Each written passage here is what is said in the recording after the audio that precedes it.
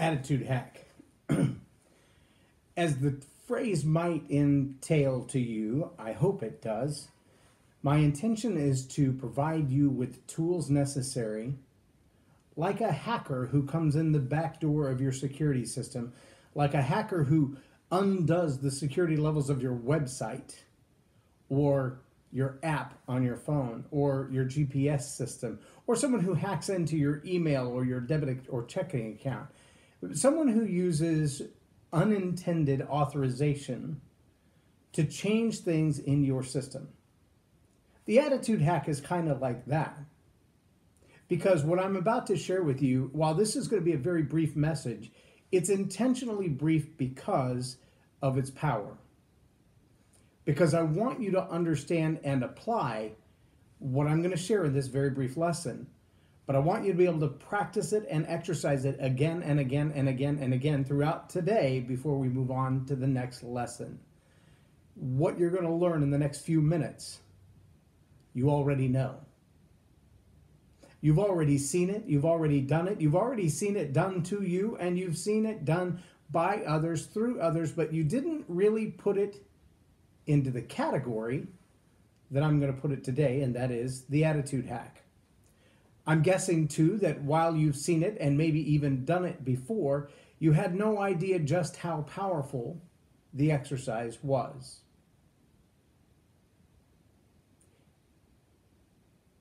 There's an ancient phrase that says, "From the depths of a man's heart, he speaks." Now, if you want to test the veracity of that phrase and the integrity of the person that you're dealing with, there are a few ways that you can get someone to express what they're really thinking and feeling on the inside. Now, there are some ways that you can do that where you kind of poke and prod with various questions and you allow them to, for lack of a better term, trap themselves. A good interviewer in the world of politics will do that. A good journalist will do that. They'll ask questions. A good psychologist or coach will do that. Sometimes a good parent will do that. They ask a series of questions that the answer is very relative from one question to the next, but the question doesn't sound anything like the last question. Until you find yourself trapped thinking, well, if I answer that question, then I'm also answering that question, and wow, they're so close to each other. Thinking through the process as you answer the questions changes your answers. It does. So a really sharp-minded, quick-witted, intelligent, and deep person in a questioning series like that will avoid themselves being trapped. Which means the answer that you're getting for the manipulative questions that you're asking is also a manipulated answer. There's a little different approach as well. It's a little more direct, a little more brutal, but extremely effective. There is deep truth to the reality that from the depths of a man's heart, he speaks, or she. You ever find yourself saying something and then as the words come out of your mouth, you're thinking to yourself, wow, I don't really believe that. I don't really think like that, or I don't want to think that I think like that. I don't want people to believe that I believe like that. And one of the common public conversations today has to do with racism and sexism. And as you ponder the notion of multiple genders, as you ponder the notion of racism and cultural divides and cultural differences, it's easy to find yourself saying something that your parents or grandparents may have said and never realizing just how racist that is. I heard someone say the other day, and it's not my sentiment, I'm using it as an expression for the point of this teaching. He said, "You're really a beautiful woman for a black lady." Now, he would have been better to shut up. He would have even done himself better to just stop after a beautiful lady. But to qualify his compliment with a racial innuendo was destructive of his entire comment. Even if he did believe that the color of her skin had anything to do with how beautiful she was, or even if it qualified her at a higher level in his mind, the idea that the speaker needed to qualify his "you're a beautiful lady" with a racial epithet is absolutely a revelation of his own attitudes. Now, if you were to ask him after saying that, not in a confrontational way, just a curious way, do you think all black women are beautiful? Do you think all Asian women or Mexican women or Middle Eastern women are beautiful? Do you think it's possible for anyone with a different skin color than yours to be beautiful? Or is this one person a huge exception? Now, the reality to his answer to that is that he would probably tap dance around and not answer that question directly at all, because it's horrifying in the revelation that he's a racist. But the truth could not be hid for long. If he's really a racist at heart, asking him to consider all the other beautiful people would be hard for him. And so the attitude of racism has revealed itself in that extremely small phrase, even following a grand compliment. That little qualifying phrase revealed an attitude of racism in him. Now, through the course of your day, over the next 24 hours, I want you to really listen closely for the phrases that come out of your mouth. Yes, the phrases that come out of your mouth. Because there's a way that you can begin to discern the attitudes that you have if you use phrases like, you know what, I could have done that better. Will you give me another chance? You're an exceptional kind of a person. And as we talk about the various attitudes that these phrases indicate, you're going to find out what I'm talking about, and you're going to realize that there are some attitudes that you hold that if I ask you straight up, hey, do you have this kind of attitude? You'd be like, no, I don't think like that. Remember, attitude is what you think plus what you feel. That equals your attitude. What you feel plus what you think, that equals your attitude. Your attitude is made up of what you feel and what you think and what you feel, and both of those are choices, which means you get to choose your attitude. Now, your attitude about different things, relationships, circumstances, employment, political ideologies, religious ideologies, racial ideologies, your attitude about those things might modify itself given the environment that you're in. Let that sink in for a second. So you have a core attitude that is your own way of thinking. It's what you've already determined. This is how I think about that. This is how I feel when I hear that phrase. And then you move from one environment where it's just you and your thoughts to an environment where maybe your thoughts and ideas have been somewhat provoked.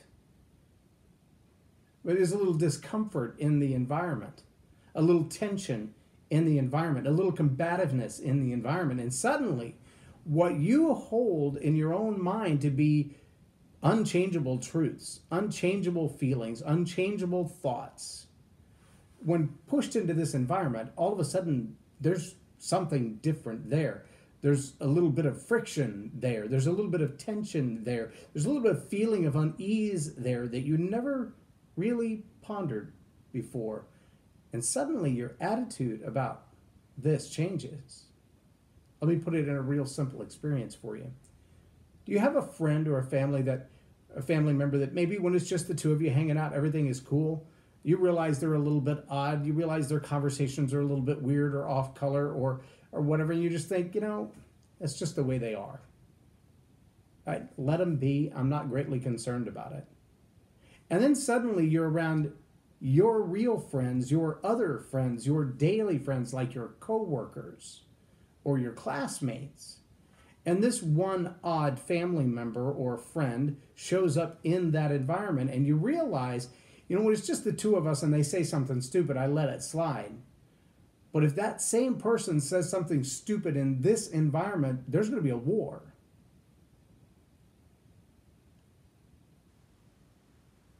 You probably experienced that at some point or another. And that attitude is the kind of stuff that starts barroom brawls. It's the kind of stuff that starts riots in the street. That attitude that says, I'm going to say what I want to say, think what I want to say, feel what I want to feel, regardless of my environment. There's no sensitivity. That's why companies have sensitivity training, to understand that there are certain things you just can't say in mixed company. You don't know who you might offend. But then there are those, from the depths of a man's heart he speaks, who will blurt out whatever he's thinking, whatever he's feeling, whatever she's thinking, whatever she's feeling, without regard for who else is in the room. They don't care who takes offense. They don't care who might be mortally wounded in an emotional way by the words that they just said. They don't care. And so that attitude will begin to press through. Yesterday I was watching a series of interesting videos just called Teachers versus Students. Teachers versus Students. And it was a series of, 6 or 10 clashes that had been caught on video, where students would stand up to their teachers, get up in their face, scream at them, yell at them, scream profanities, yell profanities, and call them names, refuse to be compliant in the classroom, refuse to participate in whatever they were told to participate in. Just jerks. What's fascinating is to watch that same video with the sound turned off. Because you can see the people in the room who get offended and get their ire up, and you can see their body language as they move in for the kill. They move into the fight. They want to participate in this clash. You'll also see those who realize, I don't have a dog in this hunt, and this is a no-win scenario. And they move out of the picture. They move away from the fight. Their body language goes the other direction, and rather than tensing up, preparing for a fight, they cower back to say, I'm not in this. I got nothing to do with this. I want no part in this. And so the conversation that's swirling around like a tornado about to flash into destruction may be hinged around two attitudes. An attitude perhaps of a teacher who says, you won't talk to me like that. I am your elder. I am your teacher. You will respect me. And so they have an attitude already that drives their behavior and their conscious thought.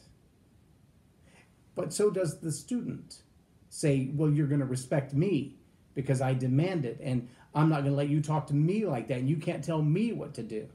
And so now they both have this power struggle in an attitude that's going to have to be dealt with. But the truth of the matter is, before the circumstance came up, before the incident began to burn out of control, they each had an attitude of their own that they brought to the party. And those attitudes are best identified by the words that come out of your mouth on a regular basis.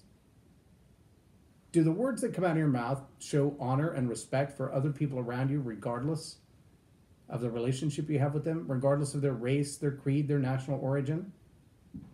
Do the words that come out of your mouth express that you have an attitude that drives you to do the right thing every single time, no matter what? Does the attitude that comes out, do the words that come out of your mouth indicate that you have an attitude that says, I want us to be able to work together? The attitude of cooperation? Do the words that come out of your mouth indicate that you have an attitude that sets expectations for people around you?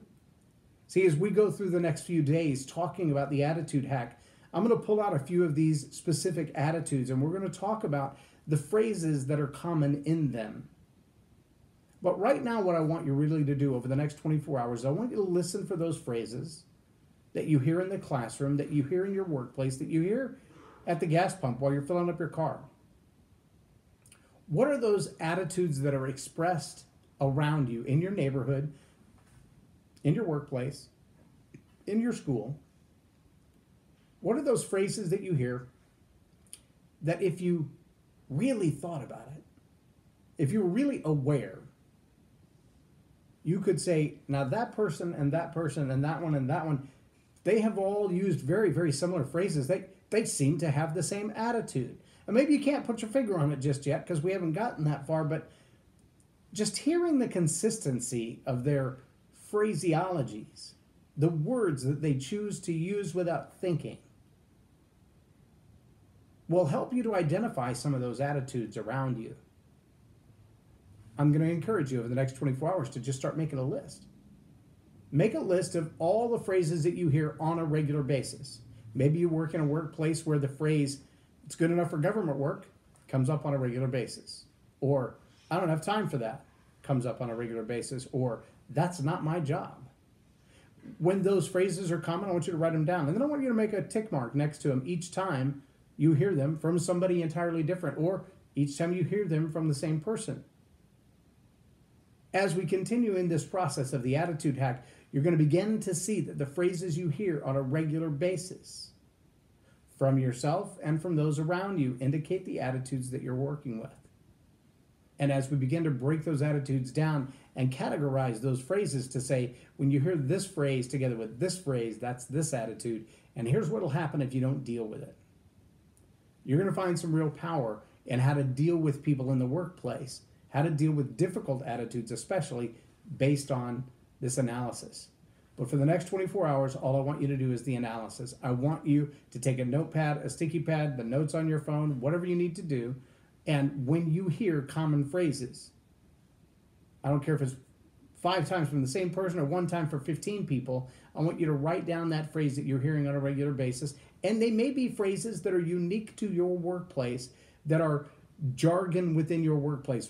We'll break down some of that as well to say, it might sound like this in this work environment, but it really means this. When you extrapolate the language of your environment and understand what the meaning behind the phrase is, you're going to find that it's a common attitude. It's in a lot of different environments. It's just been tailor-made to yours. You follow me?